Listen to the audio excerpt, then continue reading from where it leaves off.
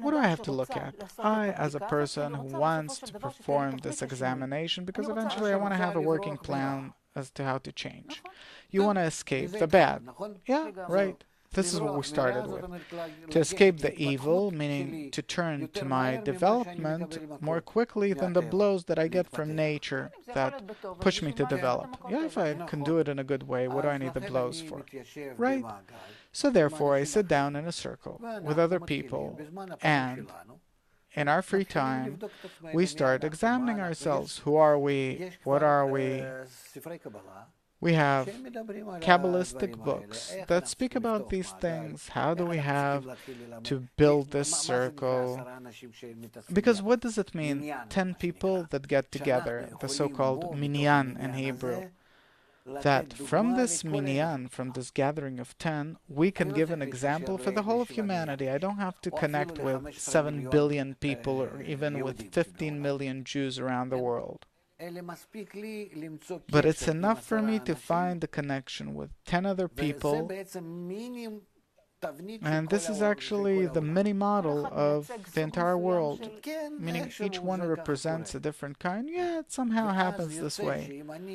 And so, what happens is that if I participate in these kinds of exercises, I correct myself to have a good attitude towards others, towards millions and billions of others, really. Where through this tent that I'm in, through it, I see the world through different eyes.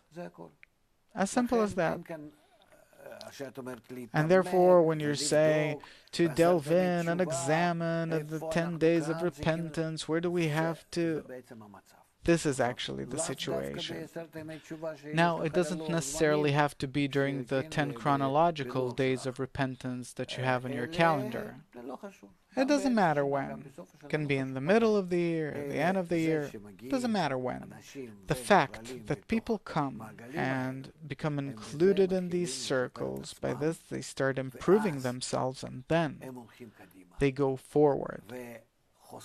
And they spare themselves of the blows, of the pressures of life that were ready to put pressure on them, and then they advance this way and merit a better life. And therefore we say, have a good year. For us to really have a good year if we take care of ourselves this way. Therefore, after the decision of having a new year, we come to the 10 days of repentance, a special examination of how do we sort our desires and prepare them for correction. And then comes their first correction, which is the Day of Atonement, Yom Kippurim. How do I know that I went through the 10 days of repentance in a good way? What's the preferable result that I have to come to? So I can tell myself, okay, I did good. What am I aspiring for?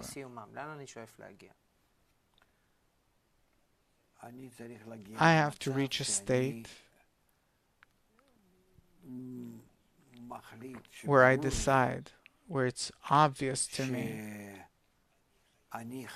that I have to sort specifically in this clear way my desires, that there's a part of them that are forbidden for me to use. Actually, all of my desires are ruled out because they're all for my own benefit. And I want to operate all of my desires only for the benefit of others now. When you're saying for my own benefit, you mean for my own benefit at the expense of others? Of course. There's no other way about it. There's nothing else. Because we're in a system in which we're all tightly connected. All of us are tightly interconnected, the whole of humanity. But suppose 10 people, we're all connected to each other. If I do something for myself, for sure I'm pulling from you and from her and from everyone else. But many times people feel, don't give me examples from life. I'm telling you how it happens. That we don't see it, we don't. But this is how it is. So if I take, for sure it will be missing someplace else. Yes. This is the network of connections between us. This is how we're interconnected. If I take something for myself, that's it. Unless I'm taking things for myself which are necessary for my corporeal existence to sustain my body. Because the body isn't taken into account as a part of the human level. Because in body I'm like any other animal and I have to give my body so and so much calories. But that's with respect to necessary things. So it's neither praised nor condemned. But if we're talking about pulling something beyond that, then of course it's the expense of others, because in the system we are in a human kind of connection between us, not a corporeal, bodily one. And therefore if I take something for myself, then I'm taking it from someone for sure. So again, what's the preferable result from the 10 days of repentance? That I'll examine myself and I'll see that everything that I do only for my own benefit. And then comes the day of Kippur, the day of atonement, where I disconnect from this action of pulling for myself. And therefore, there are the 5 mortifications there, that this, and that are forbidden for me to do. 5 forbidden things. And especially the fasting, that I stop using the system the way I used it before. I make a stop. And from this moment on, what I start doing,